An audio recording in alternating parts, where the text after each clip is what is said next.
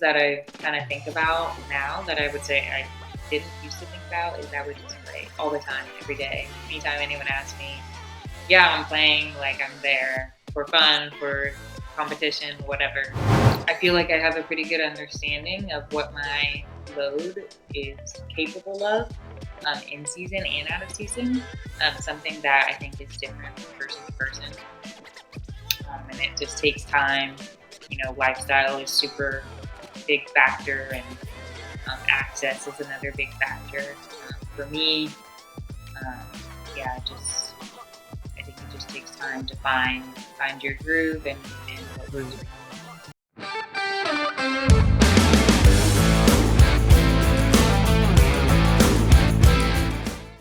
If you have been watching the podcast for a while now, you'll have seen me wear these primitive athletic tops. They are now available, and I'm really excited because I work out in them a lot. I tend to work out quite hard, but I also like to be comfortable.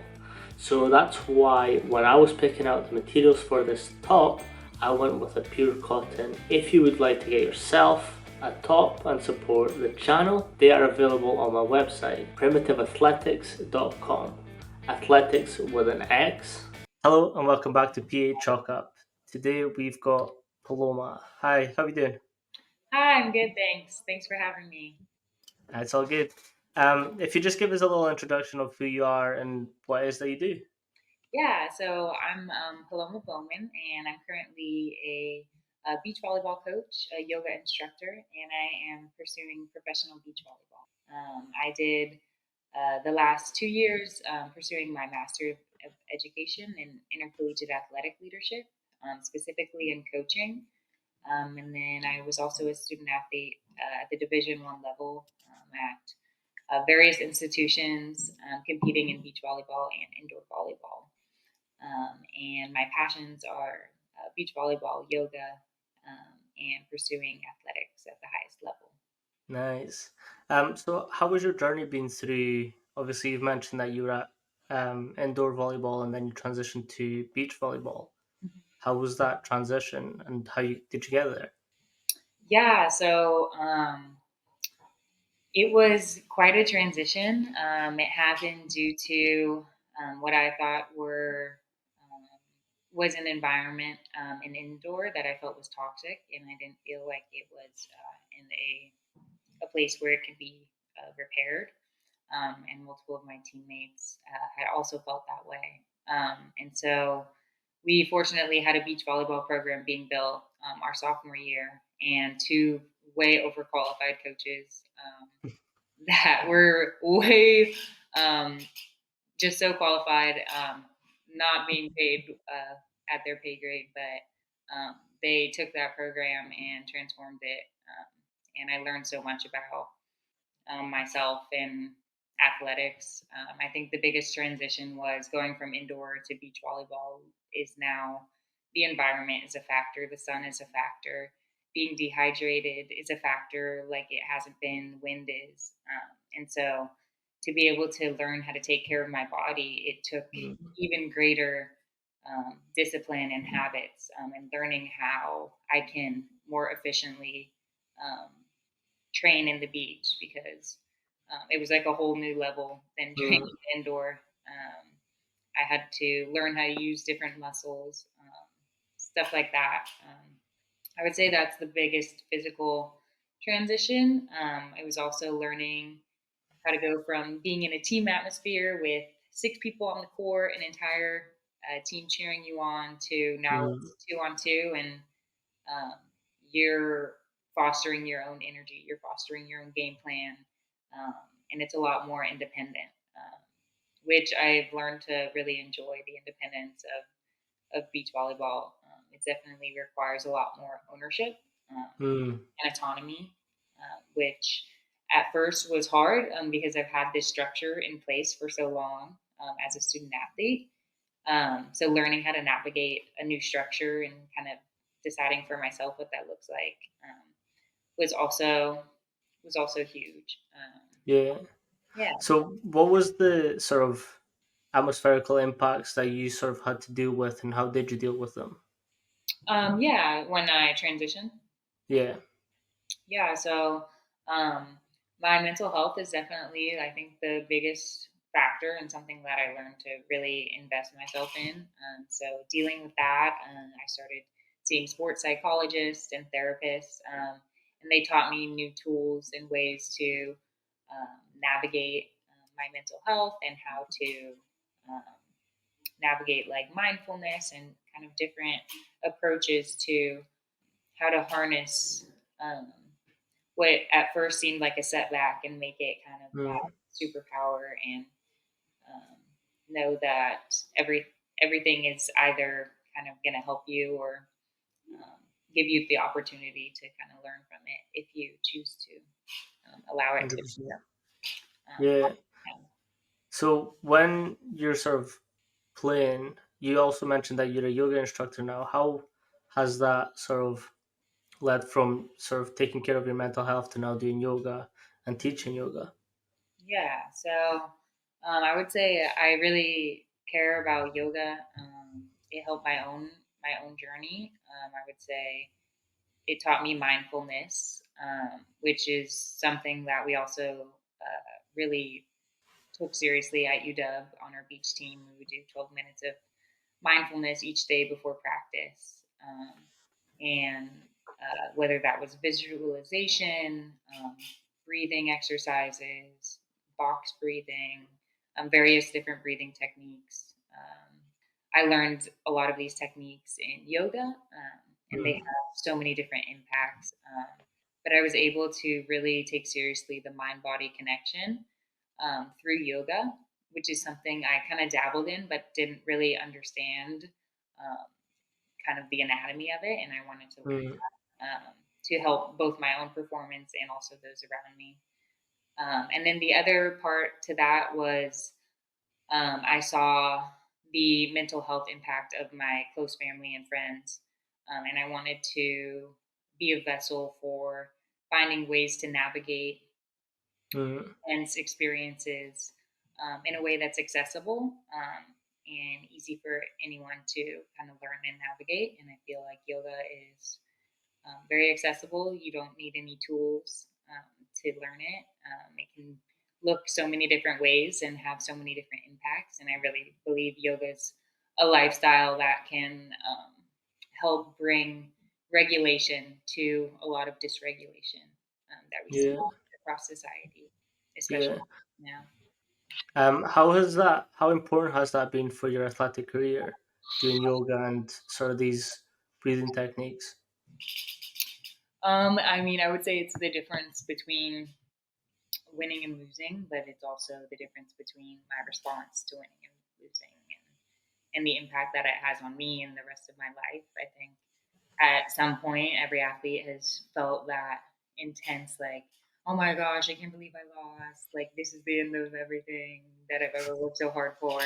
Just kind of that, like, over dramatic reaction that you might initially have. And it helps me kind of take a step back and be like, no, we're good. We're chilling. Like, we know how to, we've been here before. We know how to navigate this. Like, let me take a deep breath and like engage my frontal cortex again. Like, let me Mm. think rationally about how I can approach this situation. Um, and I think that's what yoga does. It allows you to take that extra breath before you react. And in sports, that's the difference between, you know, Winning and losing. winning and losing. Yeah, because there's such a finite amount of once you reach such a competitive level of Mm.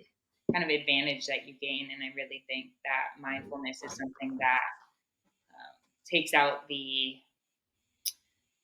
a lot of the anxiety of these high pressure situations. Yeah, that's actually something that's quite interesting to me. Is while you're competing at a high level, obviously your mind during like very specific, say tiebreakers or high pressure situations, your mind can just sort of take over. What are some of the processes that you go through to sort of quieten that voice down? Mhm. I would say one is taking a deep breath. Deep breathing kind of helps bring me back. Two is like little mantras, internal things Mm. that I say to myself in practice. One thing that I really appreciate about UW, the beach coach, is he always told us like to come into practice with a focus, and he And he went through and gave us like this tool, like, okay, this is your intention for practice. Did you, complete this intention? What are you going to change next time, or what are you going to work on next time? So it takes a lot of the ambiguity of, am I getting better? Is there Mm, bias? Is there different kind of circumstances? And it lets you um, gauge your own progress and growth. So that's what I really, I think, liked the most. yeah. So is it essentially just having these little goals that you have to achieve during the sessions instead of like worrying about, oh, I need to make this or else? You've got this sort of, actually, let me work on these little steps to get better. Right. Yeah. So an example of that would be, before I was like, okay, every pass has to be perfect. Every pass has to be perfect, which I can't control. No one can control if every pass is perfect. Like, maybe you get close, but that's kind of out of your control. But one thing I can control is, I'm going to make an intentional first step to my left at shuffle step, Mm, um, when I'm moving to my left, because I get beat down my sideline to the left. That's my weakness. That's the area I want to apply growth to. So this is what my mm, focus is going to be, and you can do that for each skill, and it helps take the. I hear a lot now that I've reached so I've learned so many tools. I can start to like pick up on a lot of old habits that I had, mm, and continued to break. But one of them was, I'm just working on everything right now, which you can't work on everything right now. And if you're working on everything, then um, you probably won't be getting better at everything. So I like the approach of like narrowing your focus and really setting an intention of, okay, this is my focus. mm. This is what helps me. And obviously, everyone has kind of a different approach, but that's what I really think works for me. Yeah. So how does the training sessions pan out, and how is it that you go through your training sessions? Like, what's the content of them? The content of my coaching or playing? Playing, and then we'll go into coaching as well. Okay. The content of my training now, it looks like there's various training groups that I have joined in Hermosa Beach, Manhattan Beach. And each coach has kind of various styles. So I can't say that there's one specific style. Mm, I coach with or play for one very technical coach. She likes very like two-step drills, um, kind of more making your brain think while you're playing. So that way, when you're in a situation in a game and you're having to think, or you're like, do I change my defense? Do I keep my defense? Do I change my offense? Like, we kind of get those reps of having mm, to think about multiple things in a practice setting, which I really appreciate. And they're also very fast paced, so you kind of get conditioning in as well. And then we also have some Brazilian trainers, and they are less technical, more focused on touches. So get as many ball touches as you can. So their focus is, the more volleyball you play, the better you get at volleyball. Very straightforward, which I like the balance of both. I like the mm, fast pacedness, but I also like the technical part, because I know that if I'm breaking it down and able to do it slow but correct, mm. then when I move at a fast pace, I'm going to be able to be super efficient in those movements. So I think they're both important, and I really value both of those. Yeah. What's your favorite part about them?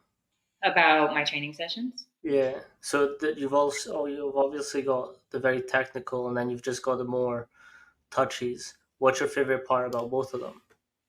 yeah, so I would say my favorite part about the technical training is that it makes me feel athletic. Like, it makes me feel like, Mm, okay, like I'm using my left hand in this practice. Like, we yesterday we set with our knee, so we had to get to the ball really fast and be able to set the ball with our knee. Um, and each practice looks a little bit different, but it slows down a lot of the movements that we do at a really fast pace, and we work on them in a slower. kind of way. So we're able to break down um, kind of the basics. And since we're in off season, I feel like now's a really great time to do that. So I like that because it makes me feel like I'm practicing the most efficient ways to move my body, which over time, efficiency is going to allow you to play for longer and Mm, have better health. And, I want to stay mentally and physically healthy. So efficiency is so important. 100%. And Do then, you use? Oh, sorry. Go oh, on. okay. I was just going to talk about the more ball control Yeah, yeah, focus. yeah. That's fine. It's just like it kind of brings out the dog in you. Like you're tired, you're just getting reps. You're like, all right, I'm digging deep. How do I stay focused? How do I stay engaged on just this one rep? There's another ball. As soon as I pass this ball, but how can I focus on just the next ball? Which, in a game, you kind of feel like the game's Mm, happening that fast at times. It may not be, but when you're in those high pressure situations, it kind of mimics that a ball gets served, another ball gets served, another ball gets served. Um, and you have to just pass, pass, pass, trust your training and kind of the muscle memory of it. So I think they both offer um, kind of different advantages and disadvantages. But I do think that you can gain something from yeah, any training session and find value in it. Just kind of, 100%. That's actually very interesting because you're learning such a refined sort of skill pattern with one, but then you're almost kind of having to transfer that refined to that fast pace and just always on. How have you felt that transition with one another? yeah, so I would say I've been training more on the technical with the technical coach until recently. So I can't say I have like a big enough sample size, Mm, but from my experience so far, um, I think that yeah, I would say that it's been pretty transparent so far. But I am also around beach volleyball a lot. mm, I live and breathe it, so it feels very kind of natural to bring one to the other. Because I play it, I coach it, I study it. yeah. So So with the coaching side of it, how have you sort of took everything that you've learned and now are applying to your athletes? yeah, so my first and foremost, I think it's just always leading with compassion and understanding that no athlete is the same. And when you are working with athletes, like they're going to tell you what they need, and if you're listening, you'll be able to hear it. Mm, I think sometimes we forget as coaches that we can give our athletes space and they can figure things out on their own. And so sometimes it takes a little bit of guidance in the right direction, but I think athletes are intuitive with their bodies and we kind of innately know what to do with a little bit of guidance. And that's something that I try to focus on and also just share my experiences and what's worked for me because I love that I have these tools and I wish I could have mm, even had them sooner. And so especially when I'm working with young athletes, you're working with people from different backgrounds, people with different abilities and disabilities and learning abilities.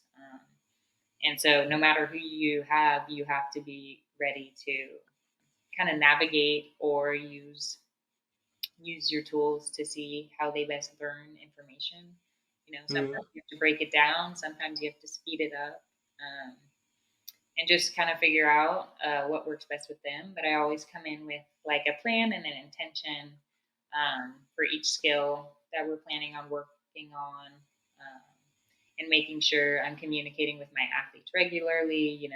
Are you competing this weekend? Are you competing mm, soon? Mindset, um, kind of working on how to take each rep at one time. You see a lot with younger generations, Gen Z, a lot of trouble with focus, mm, always on kind of their phones, shorter attention spans. I'm noticing like higher levels of anxiety, maybe. I'm not an expert, but this is just what I've observed. And I think something that really helps young athletes is being able to kind of draw on their focus and helping them notice, just have a mm. better self awareness of kind of how they're coming in and focusing for practice too. Yeah. How important is it for you to have intent during your training sessions? To have intention. Mm-hmm. Oh, it's like the it's so important. Like if I want to get better, like I have to come in with intention. Mm-hmm.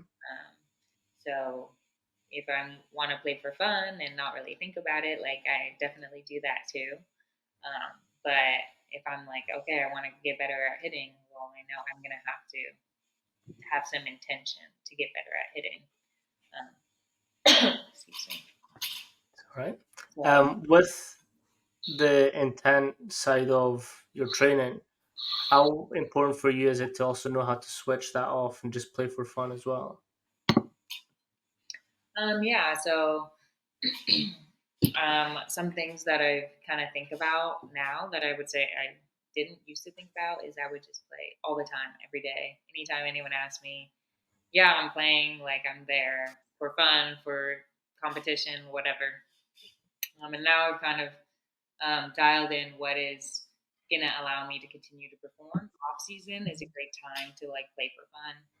In season, maybe, um, probably less likely to. In season, don't want to risk injury or overdoing training. When competition comes around, I want Mm. to make sure I'm fresh and ready to go, um, and also using the right technique and Yeah. efficient. Yeah. How important is load management to you for your sessions?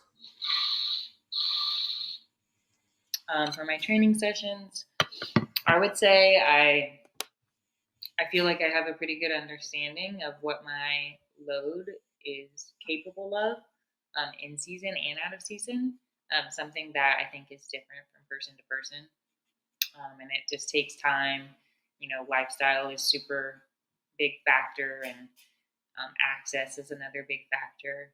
For me, um, yeah, I think it just takes time to find your groove and what works for Mm. you.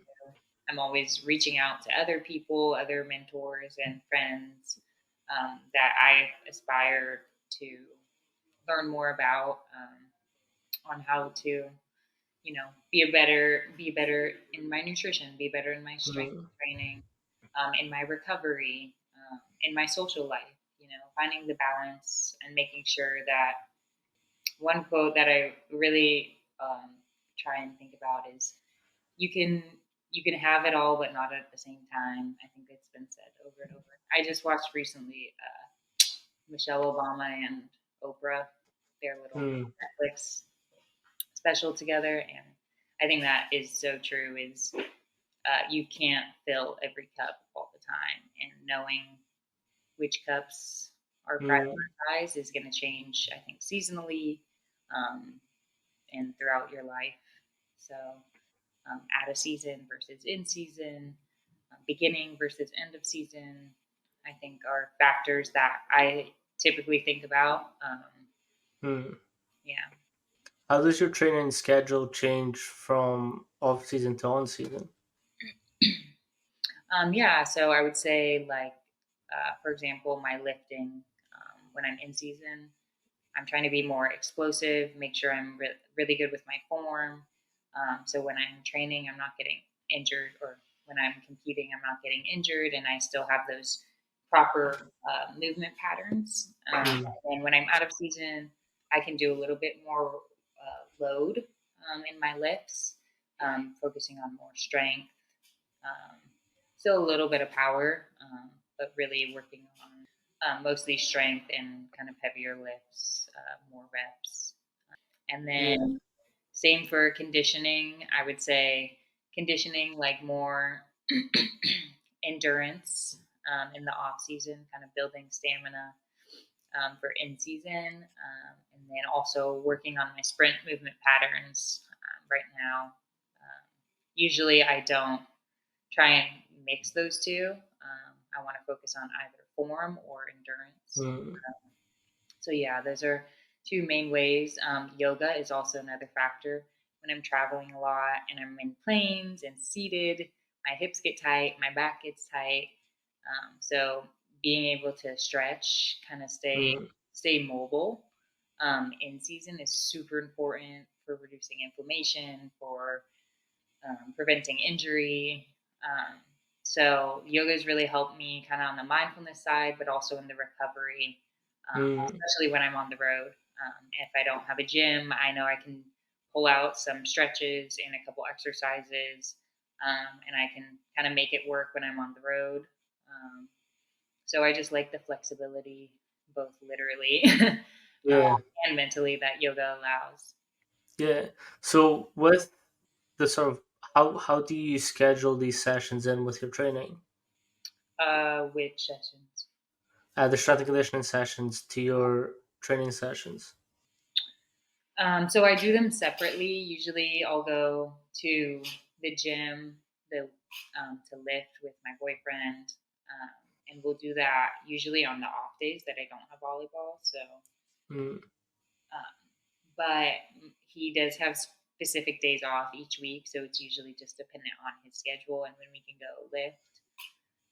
Conditioning, I'll also usually do on the off day. So after lifting, we'll go condition. Yoga, sometimes I like to do that before I lift, kind of as a warm up and just like to get that mental edge, mm, really knock out my lifts. Um, but yeah, I also like doing yoga on my off day, just yeah. to kind of reset, relax, and refocus for the week. How important do you think strength and conditioning and yoga is to beach volleyball? Well, I think it's super important for injury reduction. I think it also provides a mental edge. Being able to have reps of mindfulness Mm, um, is going to allow you to focus, I think, better in high pressure situations in life in general. And and if you can stay mindful, you're staying present and usually having a better experience, and also able to make more rational decisions, which is, mm, in those environments, like I want to know I'm making the best decision in that moment. If I look back on it on camera and know, like, yeah, like I did everything to prepare mentally to make the best decisions I could, and that's all I can control. yeah, 100%. Yeah. Um, Before we started recording, we were kind of talking about how student life is and being an athlete and everything else that you have to go on top of that. Mhm. How was that for you and how did you manage it? Yeah, so student athlete, it definitely has evolved in what that means for me. I was a student athlete before and after uh, COVID. So my last 2 years of undergrad, which were the hardest 2 years, were online. The cool thing was my undergrad major is international relations with an emphasis in public health. So we were learning all Mm, about COVID. From history, politics to economics, and kind of anthropology. Everything was kind of interrelated. So it was a very relevant time to be learning about a pandemic. Definitely made my undergrad, I think, even though COVID was kind of what it was, it did mm, provide kind of that understanding of what's happening in the world, which was also really cool. And I'm super grateful that I had that because I know a lot of people had were struggling during COVID. mm. So how did you sort of then go into UW and how did you manage the academic side with the obviously athletic side? Yeah, so I definitely had more systems in place with my experience from Davis, so I can manage my time.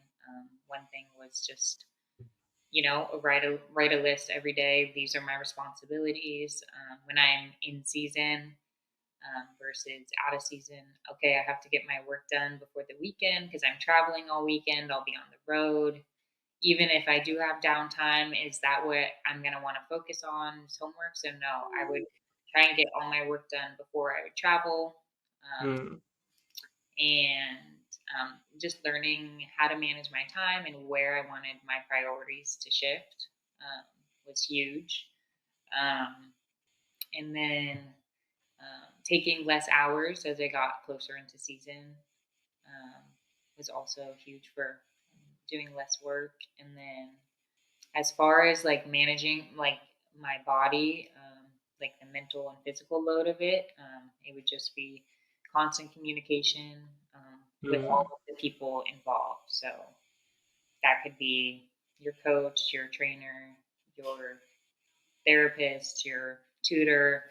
Um, Keeping everyone involved, I think, helps me the most. And I noticed that I had the most positive experience once I established a community mm, um, and was able to communicate with various different groups. I think that's when I felt like the most um, kind of at home and in my element.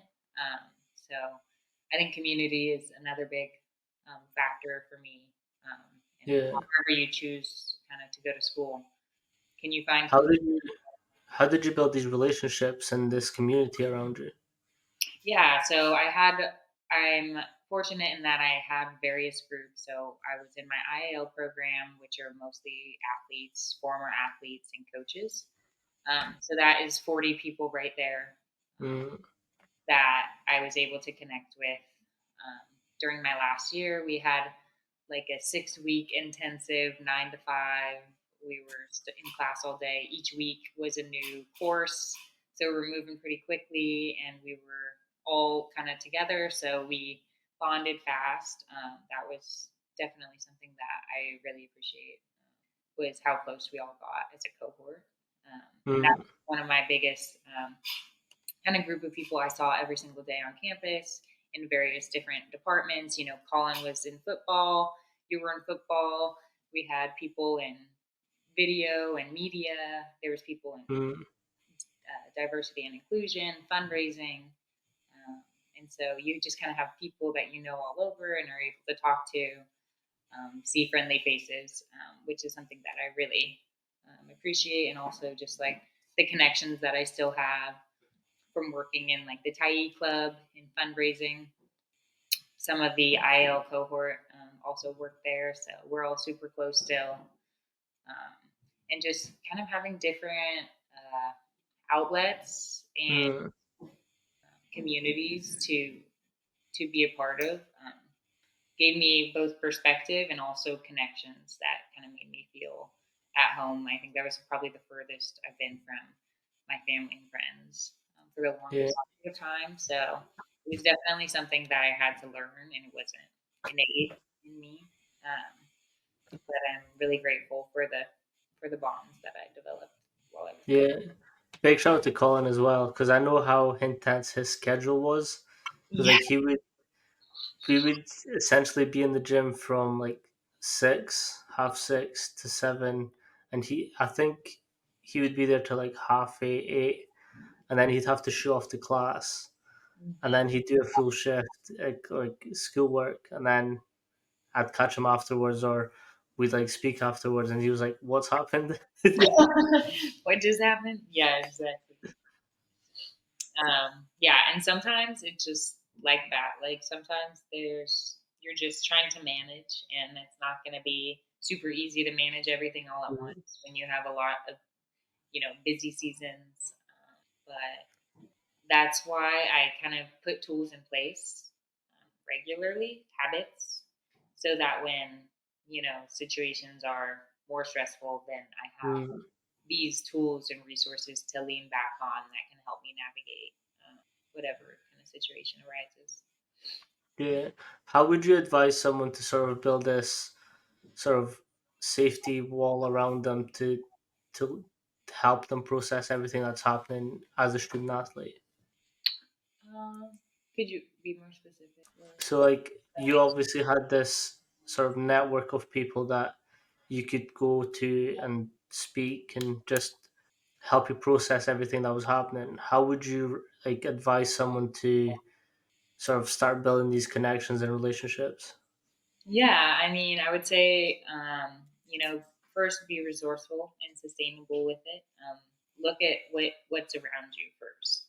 You don't have to go out and join 10 different groups. Like, if you have your coworkers at work, ask one of them to lunch after, or Mm. if you do want to reach out to someone, kind of how you reach out to me on LinkedIn, and then we went through Instagram. It's can be as simple as that. I've had a couple job interviews that started through LinkedIn, and yeah, connection. I would say usually, in my experience, I've been really lucky to have connection from family and friends. Mm. But I know that's not necessarily the case with everyone. So I would say if you have access to internet, I think use that, use social media, reach out to people via social media. I think there's so many people willing to help if you Mm. are able to just reach out and know the kind of resources to help you. I mean, if you don't know who, then ask someone that maybe knows someone else. Mm. Um, Yeah.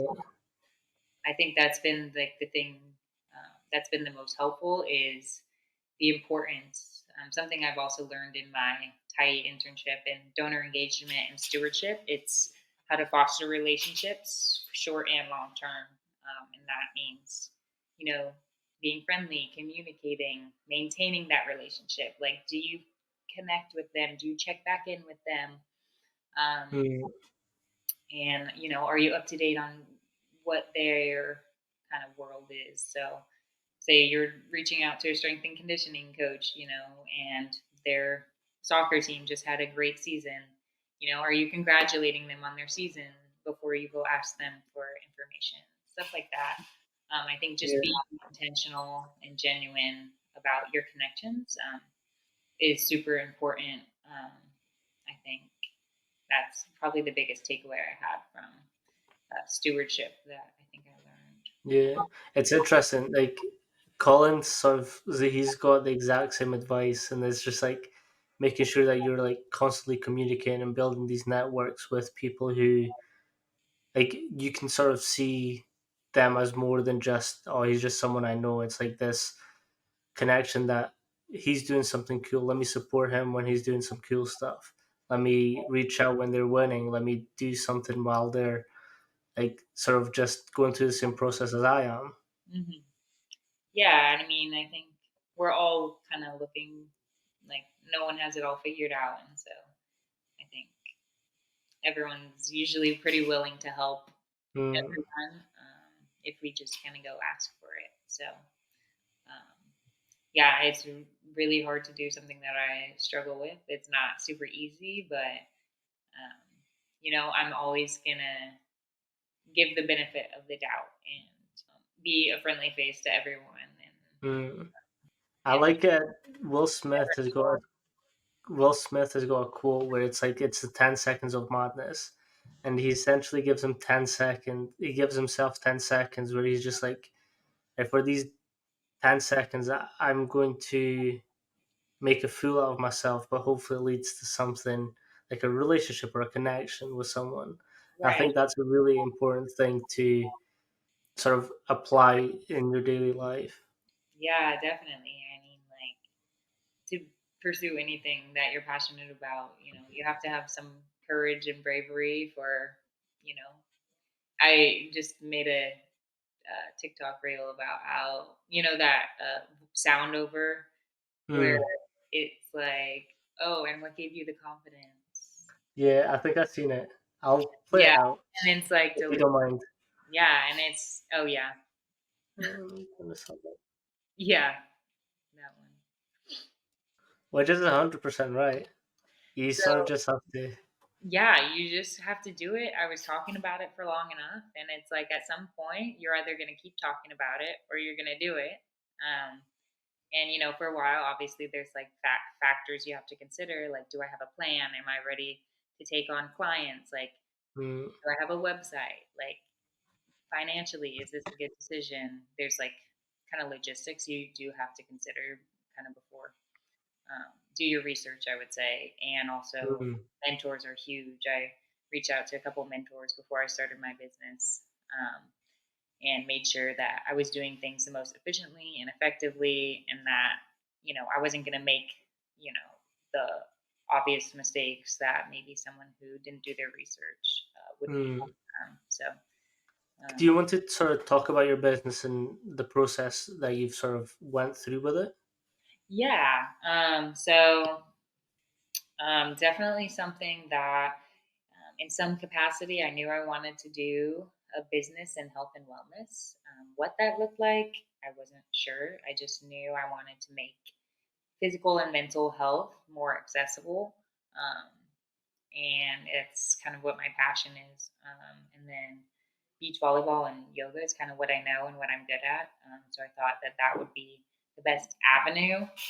And then as far as setting it up, I had to do apply for the LLC, get insurance, permits, um, kind of like the logistical stuff, inventory, stuff like that, income and expenses. Mm, And then also reaching out to mentors who are in the same space or similar spaces. So that was nutrition coaching, online coaching, yoga instructors, online yoga instructors, um, yoga, Pilates. So it was kind of various different people in my network, just talking to them and how they did things when they were first starting, things they would avoid, mm, they would suggest, apps they're using. Is there a way I can save money making starting my business? Like, do I have to be paying for all of these services and stuff like that? As much as you're willing to research and consider all of like the outcomes and manage the incomes of those, then it's only going to pay off for you in the long run. mm. So I would say start, but also do your research. Yeah. What was the best thing that you sort of invested in that has helped you? Hmm. Um, I would say my education and also my mental health. Education is something that is fortunately and unfortunately so important to Mm, success. It's also is a business, and it's something we also talked about in our cohort. But just being able to learn about the body, about my muscles, about how to fuel them properly and efficiently. It's really basic once you learn it, mm, but to be able to learn it was so cool. I'm like, as an athlete, I'm like, I feel like I have the secret cheat codes to being a super athlete.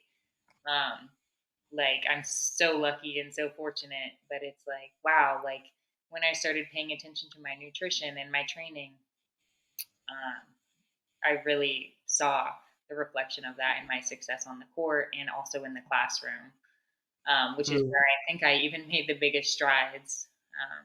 I used to be kind of the the kid that would procrastinate, pull the all nighter before.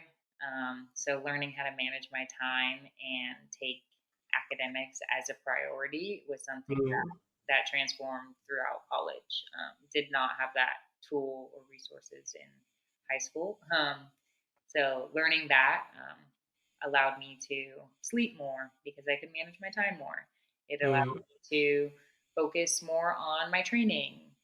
So I wasn't always catching up on homework or studying. So instead of feeling like I was playing catch up all the time, I felt like, okay, I have a breath. I can mm. take a breath. Yeah. And so, What but are some tips for time management that you have? say that again. What are some tips that you sort of found useful for time management?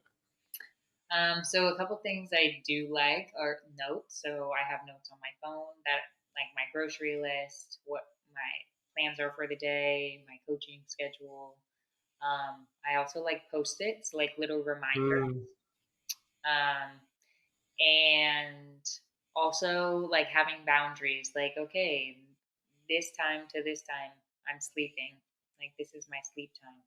Like breakfast and dinner, um, you know, we're always going to have breakfast first thing in the morning, dinner together before we go. So just like things that kind of stay consistent, and then there's allows for more flexibility to do other things, more like social things. So if I mm, have all my trainings and my rest in place, um, then it makes everything else easier. So I would say pick 2 or 3 priorities and set those in place, and then the extra curriculars or extra activities you have, then they can kind of fit in wherever. But for me, non-negotiables are my nutrition, cooking out, Mm, training. That includes beach volleyball, lifting, conditioning, and yoga.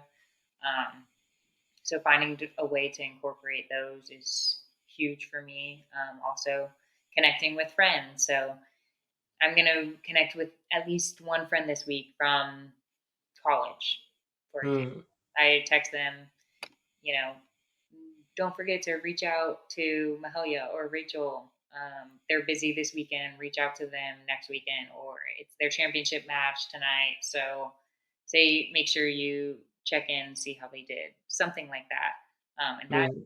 put on your notes, just like little reminders, and then also an overarching schedule. So, Yeah. Google Calendar, huge. I also have an app for my business, which helps me stay organized with finances and my website. So the more you can organize, prepare, plan, Mm, I think the more you can keep your priorities and kind of manage your time accordingly. yeah. No, But that makes sense. perfect. I'm not perfect with it, and I'm still kind of learning. It's like my first time being not a student athlete in the last 6 years. So I'm still learning how. What do I do with all this time? uh, what is this time? Now that's a good point because as student athletes, you do have a lot of things that you need to manage. Like you need to keep up with your schoolwork, but then you've got like 1 to 2 training sessions a day, or you like you've said, like you place a big importance on your nutrition. Like you need to make sure that you're fueled through the whole process as well. You need sleep. Like how is it managing all of that then compared to now? Yeah. Well, it is nice because they provided all the meals and they did their nutrition on it. Like the nutritionists take care of that. So luckily, like I've talked to older college people that have been through the whole athlete identity after college, conversation. I've had that Mm, countless times. How do you transition out? That's also why I got my yoga certification because I knew I'm like, I need something um, to kind of help me mentally and physically as I transition out of being a student athlete.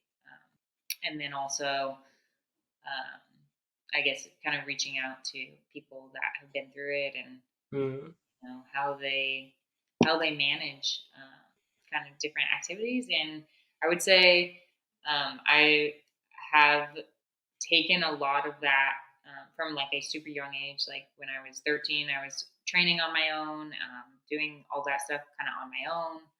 Um, did not really have like a lot of guidance, so I messed up. I didn't do it right the mm, first time. I used to go to the gym, and I was like, "All right, I have to do every single machine until I can't do that machine anymore." Like, had no understanding of push pull, like in season, out of season. I was like, I guess this is what you're supposed to do. No one taught me. So I was like, I yeah. guess this is what I'm like, okay, I guess I do calf raises, 500 of them, and then do whatever it was. Um, so I learned to like dial in. I'm like, okay, let me outsource. Let me find a professional who knows what they're doing. Um, so I was able to get like a strength and conditioning coach. Okay, that's one thing I don't really have to think about. I just know I show up and they're gonna have the plan and that's it. Nutrition, something I also battled with. Um, Disordered eating. I wouldn't say an eating disorder, but just my perception of it has definitely Mm, changed. I would say I love food. I love making food, but I love food to taste good as well. So mm, finding the balance between food that tastes good and also being able to make food that tastes good um, was definitely a process that took me um, years. I learned how to like really cook and refine my cooking skills during COVID. Something I really wanted to work on. So yeah. I had a couple international students who couldn't go back home during COVID, and so we got to all make like family dinners, Nice. our own little bubble, um, which was huge. Like to be able to connect and have like a bubble community Yeah. at that time, I think was huge. Being able to come together, share meals, just transformed my view of food. And as I Mm. learned more about how the structural makeup of food, it helped me to not attach so much to kind of what that meant. I'm like, okay, as an Yeah. athlete, I need protein, carbs, fats. I need these micronutrients. When I'm, at certain stages of my menstrual cycle, I need to eat more. Maybe I get more dehydrated. Kind of just adjusting as I go and listening to Mm. my body. It hasn't been an overnight process.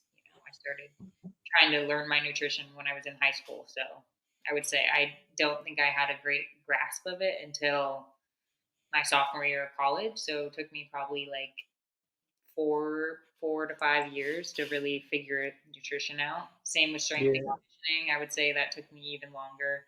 Learning the balance between pushing myself in the right ways and the most efficient ways Mm. probably took like six to 7 years too. So Yeah. nothing happens overnight. 100%. I've got this saying where it's for people who don't exactly know how to do strength and conditioning and apply it properly Mhm. until they've got like a coach or someone that's able to help them and advise them is you don't know what you know until you know. So Right. that just kind of means like it's by having these conversations is the only way you learn how to effectively manage your load, manage your sets and reps, manage sort of the overall recovery process and how to effectively apply these to your sort of athletic career. Mhm. Um, with in terms with your menstrual cycle, you kind of mentioned that sometimes you like to eat more or less or be well hydrated. What Mhm. are some of the other impacts that you've sort of felt with your menstrual cycle and being an athlete? So actually, one I noticed is like I'm more angry when I'm Mm, like menstruating. So like one thing is talking with my teammate before we're competing, be like, "Hey, you guess what? I play better angry, so we're actually in luck." So just even communicating with your teammates, like, "Hey, this is where I'm at today. Like, I'm still gonna come out and compete hard for you, but no, like this is where I'm at." Or if I have the luxury to rest and recover, and I'm not in season, then I'm gonna take that extra day.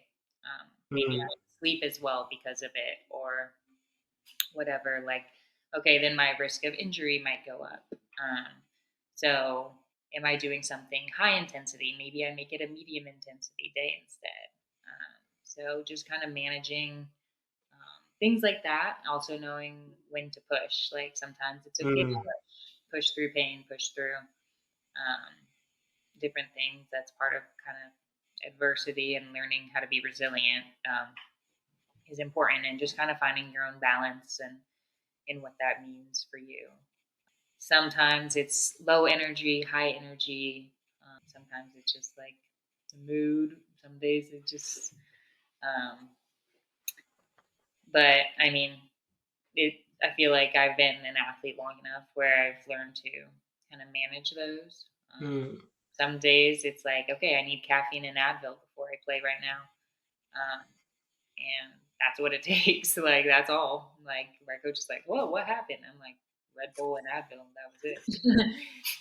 So I'm like, sometimes you just got to do what you got to do. Other days it's like feel great. Some days, Yeah, you know what? We're gonna take it one breath, one pass at a time. Um, yeah. How have you sort of how do you manage your menstrual cycle and how it lands within your sort of when you can push and when you kind of can ease it off? Like, do you have any apps or any ways you manage it? yeah, so I just downloaded this app that my friend suggested to me. It's called Avia. It's AAVIA, and it Mm, allows you to track mood, period, body, skin, sex, sleep, appetite, like various different things. about kind of your body. So at different times of the yes, at different times of the month, um, you can kind of know what your body's doing. I also have the Aura ring, which tracks my sleep, and I can track my cycle, my body temperature, my Mm. resting recovery rate, my heart rate, stuff like that. So it helps me know how well I recovered, my activity levels for the day, um, my body temperature, so I can tell like if I'm getting a fever before I actually show symptoms of being sick, or also my body temperature increases or decreases depending on what point in my menstrual cycle I'm at. Um, so those are like other factors I Mm. consider. I'm like, is my heart rate variability good, which means I recovered. And if it's high, that means I recovered well. I can probably go again, same level of intensity. If it's like you really didn't get great sleep last night, like you can push it, but it probably won't benefit you much to push. Mm. So it doesn't mean don't do a lift. It just means modify it in a way that it's going to benefit you. Or Yeah. maybe instead of a lift that day, you do like a light yoga and a walk, or that's like more of like a recovery day. Yeah. So how does the training sessions look like when you're sort of feeling a little bit more anger or more like sensitive to the load, essentially? Yeah, so I would say, um, well, so I go to coaches, so my practices don't really change much. Maybe instead of doing 3 practices a week, I do 2 practices a week, Mm. which are each 2 hours. Just reducing my overall workout, my output for that. Yeah. Um, I need more energy going internal. So I think that's one way I do it. Yoga and walking are kind of my go tos for like slowing things down. Um, Mm. and then conditioning, usually I won't do like long endurance. Maybe I'll do some quick sprints just to get like sweating and stuff. So sometimes I feel fine. I don't even notice. Other times it's like, whoa, you need to really relax. Sometimes, I cramp, my back tightens up, makes my hips tight. So then I need to do extra yoga. So it kind of depends. But sometimes it can be drastic, sometimes not so much. Yeah, that's the thing. I kind of previously mentioned that this is my sort of area of research, and it's something that I've sort of came to realize is like not 1 month looks the same for like in terms of your menstrual cycle. So it's like it's finding that balance between when you can push, when you can't, and then just sort of measuring out what each month to month feels like. Yeah, definitely. And it comes with factors again, environmental factors, and um, can be a big one. Like, am I in a warm climate, cold climate? Like, Mm. uh, community is huge. Culture, I think, um, can all have impacts into your kind Yeah. of your bandwidth, how much you Mm. want to kind of give. I think summer, spring are high output seasons. Fall, winter are kind of lower output in more input seasons. So um, just Yeah. learning like the natural ebbs and flows of life, and that like sometimes you're gonna ebb, sometimes you're gonna flow, and that's okay. And just learning how to ride the waves and what you Mm. need at those times. I think so much of the culture tells you push harder, leave when you're dead, like can't stop Go this, hard or go home. go hard to go home, like I I'm gonna out train everyone, when it's like no, it's just kind of you versus yourself. And like I know what's gonna allow me to sustain for longer, and what that looks like. And a lot of the things that I was doing weren't sustainable, so I was like, that's okay. We regroup, we figure it out what is sustainable, and we keep kind of moving. So sometimes Yeah. it's going to take you 2 steps back to go 1 step forward. and that's okay. 100%. Just knowing like it's okay to take 2 steps back too. Yeah. With your current training schedule, how does your competitions and sort of traveling, how does that all work just now? Yeah, so this is like off season for AVP, so done with that. There's FIVB tours right now, which are international, which I haven't started competing in yet, but I'm looking to start. Um, so that is actually happening right now. Mm, And AVP will start, I think, end of March, April, and that goes through October, November, mostly October. So that's when a lot of those competitions are, which will what I will be competing in. CBVAs also are similar to AVP schedule. Um, so those are like the two main that I compete in, not internationally. mm, So kind of like off season right now. So training is less. I'm training 3 times this week, but after that, I go down to 2 times per week for practices. So that's one way I'm kind of reducing my load. And then more, I like to do more yoga this time of year when it's kind of colder too. Um, let's see, lifting, I would say, is also less. Maybe in season it's more 3 times, 2 to 3 times. Now it's like 1 to 2. mm. But once I get to probably January, I'll probably increase in lifting. Conditioning, I'm kind of focusing more on right now. Just working on speed, Mm. and also like redirection, change of motion. Yeah, that's very important in volleyball, especially beach, because you've got the added resistance of the sand and how it pushes. How Yeah, did you find going from a court to sand? my body was so grateful. I'm like, wow, maybe I can play this for the rest of my life. Indoor, there was no way, but beach, I could for sure. Like you see the people still playing, and they're like well retired Mm, on the beach, which I love to see. I would say I get more touches on the ball, which I love. I was a little bit of a ball hog in indoor. I'm like, now there's just 2 of us on the court, so I know I'm getting at least one touch every time. Um, so that's kind of something that I enjoy. I like the kind of freedom and the independence of this sport that too. It's kind of like an entrepreneurial sport mm, in that you're doing a lot of the things on your own. There's not really an established like organization that kind of does it for you. rules everything, yeah. Yeah, so something I'm still learning to navigate. I'm in no way like I have like a super deep understanding of it all yet. Mm, I would say from so far. yeah.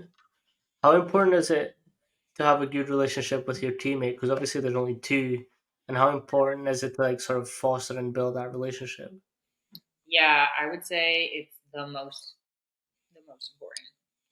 I've said that since like before I even knew what I was talking about. Like when I was 10, 11, 12, I'm like, come on, guys, we got to be the best, the loudest. We're cheering, like the communication. We're talking about every ball, every pass, every set, every hit. I don't care what comes out of your mouth. Like you better be talking. Like in high school, I was like, all right, I don't care if you're saying what you want for lunch, but something has to be coming out of your mouth because the more we can communicate with each other on the court, like the more success we're going to have. Mm, And the teams that we had the best chemistry and communication were the teams that I was most successful on. And I also had the most fun on. So I was like, if we're playing the best, we're having the most fun, why not do this? So I think that's everything. sorry. The reason I still play and will continue to play is because of the people that I meet and keep meeting. Mm, Being able to foster relationships with them, I think it's beyond being on the court with them. It's like, do they trust you? Do you trust them? Do you know each other's strengths and weaknesses? Like, can you support each other when you're not playing well? Things like that. I think are super important to keep in mind. And also goals, like what is your goals? Did you talk to your partner about their goals? Mm. Are you guys on the same page about that? Like game plans? Do you guys have similar strategies? Do you have different ones? Both are okay, but do you talk about it? Yeah. Just learning how to communicate, also learning to listen. I think that's the big thing that I I still. love that. Because like you can only be as good as you can listen to your teammates' sort of goals and plans. Right, yeah, and like, and every day could be different. So the more you can be kind of in communication with them, like the more you're gonna have a be able to pick up on the patterns and everything. Like, okay, this is their baseline. This is like what I can expect from them, and then this is where I can push them. This is where they can push me. Mm, And this is the areas we give each other grace. We give each other space. I think all of them are important. The push, the 100%. pull, and then also just what are you bringing every day? Yeah. In terms of goal setting and building, like what's the process that you go through as a team and then as individuals? So one thing that we focused on a lot at UW that I still kind of keep with me would be like to not really focus on the outcome. We call it surrendering the outcome, Mm, which is super hard to do when you're a competitive athlete, and all you want to do all the time is win. Everyone does, but that's not really in your control. Um, there's things that you can do that are going to improve your chances of winning.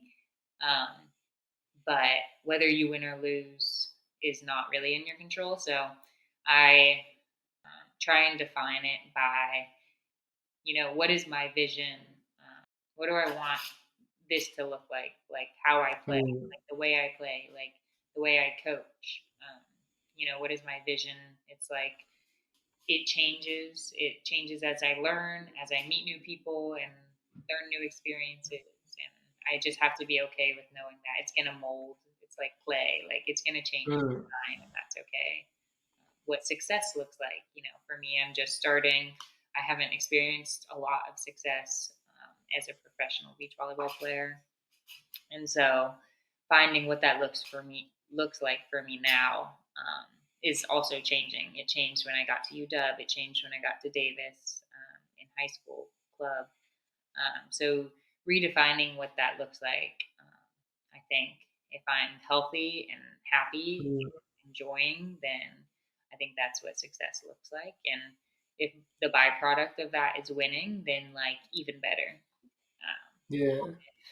You know, it's not, then it's like, okay, what things can I modify or change to improve my chances of success? But it's never like, okay, now I need to win at all costs, so I'm going to abandon these things. Like, no, it's like kind of just gradually learning and refining what works for me and what doesn't.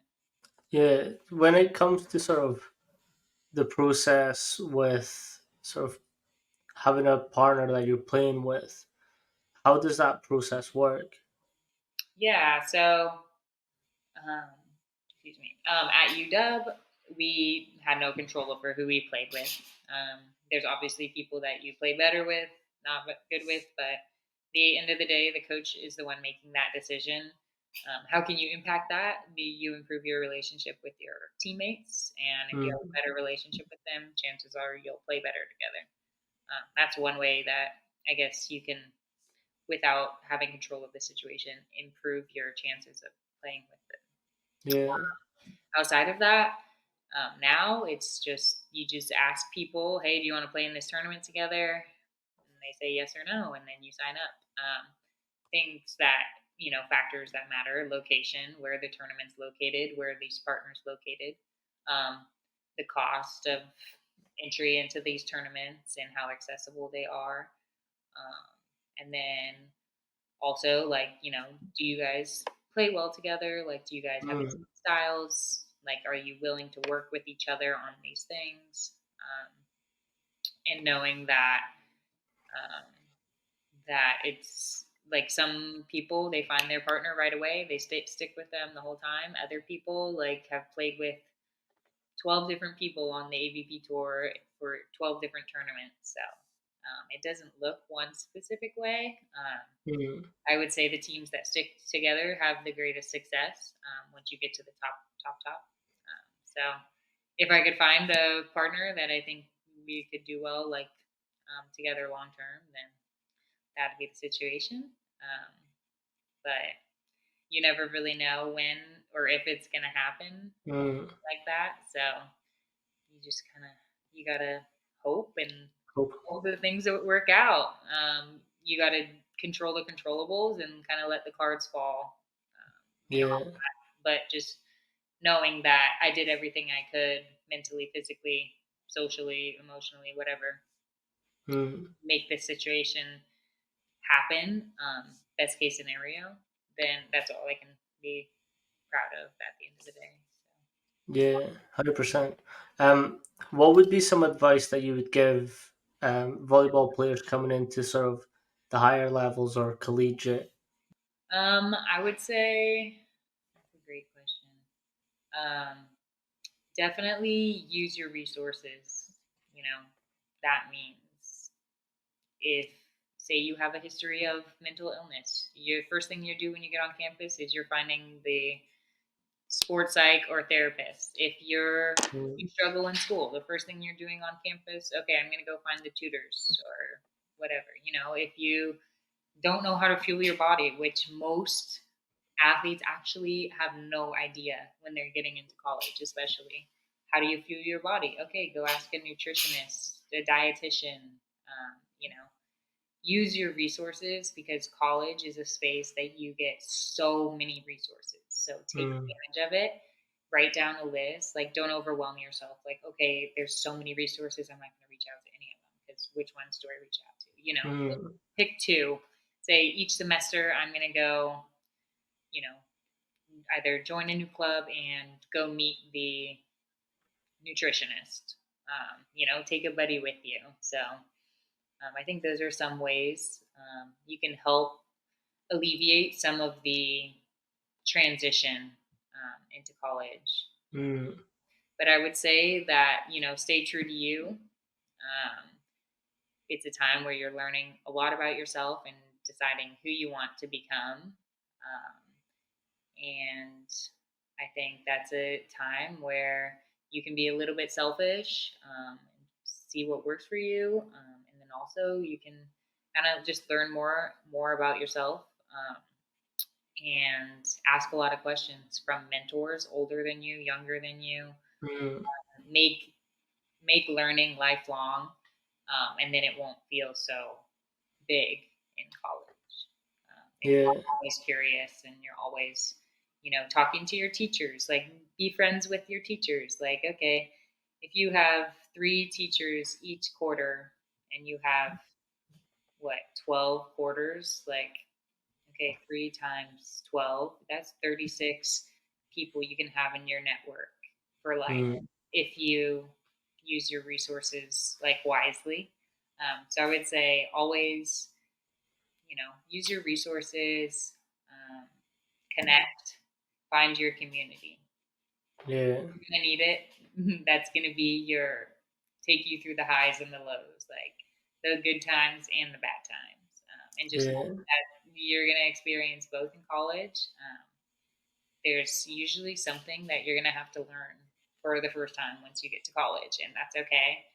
But if you have a support system there, as an athlete, usually you have one kind of built in, which is super nice. But um, not all athletes find their community Mm. um, within athletics, and that's okay too. You can find it in school, you can find it in clubs, in different hobbies.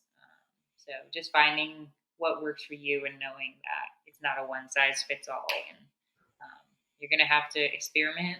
That's kind of what I did. Is like what works for me is not going to work for them, but if I can provide more access to what works for me, like maybe it'll work for more people. 100%. I think that's actually something that messed me up at my time at UW was like you just work on quarterly as opposed to like having 2 semesters Right. for the whole year. So I was like, when Colin was talking about like his academic and like how it was like quarterly and the athletes were the same, and I was like, Seems like a bit extreme. Right? I know. Like I was on quarter system like from Davis and also at UW. So I was like, well, the good thing is it goes by fast. Mm, And the thing that I still hold with me from my freshman year, I remember I asked Kalechi, she was a senior on our team, who was just like the most inspirational woman I've ever met. But she always said, it goes by fast, but you feel every second of it. And I was like, dang, mm, that's so true. It's like it happened so fast. So like soak it up, but also like no, it's flying. So do what you can yeah, to prepare and use your resources because it's just going to make it easier on you in the long term. If you can have this yeah, built in from freshman year, like the rest of your career is going to be that much easier. yeah. When when I was sort of speaking to the athletes and everyone on the team, I realized how different the university system is from America to the UK. So Hmm. like we have 2 semesters, and at my uni at least, I think it's most, but we've only got 3 modules per semester, Hmm.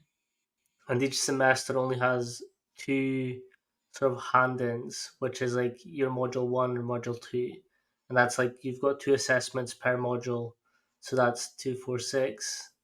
That's 12 a year, and but like when you look at Americas, I've got something like almost every week. I was like, I'm good.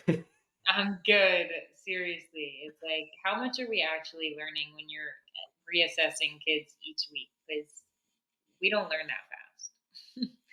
You might Yeah, learn some stuff, but like you're not picking up on enough content if it's like each week you're like just boom, boom, boom, boom, boom. So I would say, but it does really force you to either learn time management or mm, you're going to be playing catch up. Because getting 1 week behind in a quarter system when there's only 10 weeks, it's like, okay, well, now I'm working on a fifth of my homework for the entire mm, quarter in 1 week.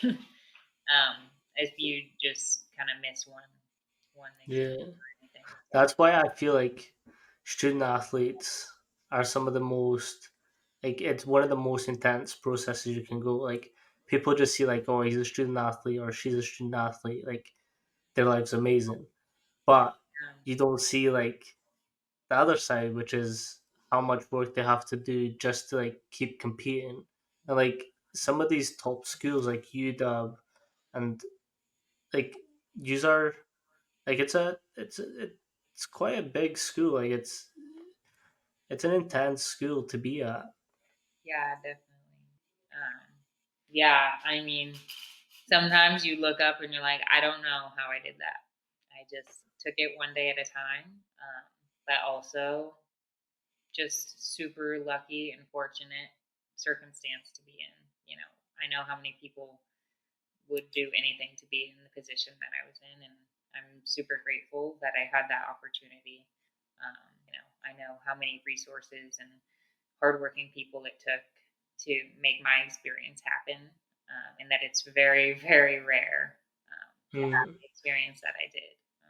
But I'm just so grateful. College athletics is such a unique landscape that you can't really see mm, in society really in any other way. Um, I think it's unique in that. My boyfriend always jokes. He's like, um, he says we're doing like Navy SEAL training. He's a student athlete. He's just kind of like started reading David Goggins. I don't know, mm. but he jokes that he thinks that we're like Navy SEAL training. I was like, I don't know if it's that intense, but I know where you're coming from. David Goggins is a different beast as well. He's a different beast for sure. I've read his both books, and I was just like, damn, how can one person fit so much in one day? For real, I was like, all right, let's start smaller. But yeah, he definitely helps me keep perspective too. Like a lot of things had to happen for me to kind of get to that. Mm, yeah. What kind of advice would you give coaches coming into the industry and sort of coming into that space of beach volleyball? Yeah, would you say coaches coming into beach volleyball or in Yeah. okay. Yeah, I would say one, have a plan, but be willing to divert from that plan. And that means having space to listen to your athletes and know that maybe my initial plan isn't going to be what's best for my athletes, and finding what's best for them is going to be the priority. Just listening. Also, plans just keep you organized and prepared. And also, don't do it if you don't love it. And Mm, if, yeah, it's not something that you're kind of really willing to commit to, because the impact that coaches have had on me and I think have on so many people is so astounding. So if you love it, keep doing it and keep kind of spreading the passion of beach volleyball, but also like always remember to be inclusive of everybody. And that just doesn't mean like location, like including everyone from mm, every location. It's from every background, socioeconomic status, country, like whatever, like ability. Being able to include and listen to everyone's needs, and mm, tailor a plan that works best for them, I think is the way you're going to find the most success, the way I have found the most success as a coach. Um, but also, yeah, just knowing like it's a relationship like any other relationship, and the more open yeah. communication you can be, and like the more kind of planned and future focused you can be, like the more kind of long term, I think, gains you're going to see with your athletes. So 100%. I think the best way to describe that is just like I like to chalk it down to just be human. And I just think human, yeah. yeah, and it's just like it's so simple. Like coaching in itself is simple. Like yes, you need the theory, you need like the knowledge of it, but at the same time, it's just like be a human. Right, yeah, because like I mean, sports, they're fun. Like once you learn the sport, like okay, how can I best translate this sport to another human?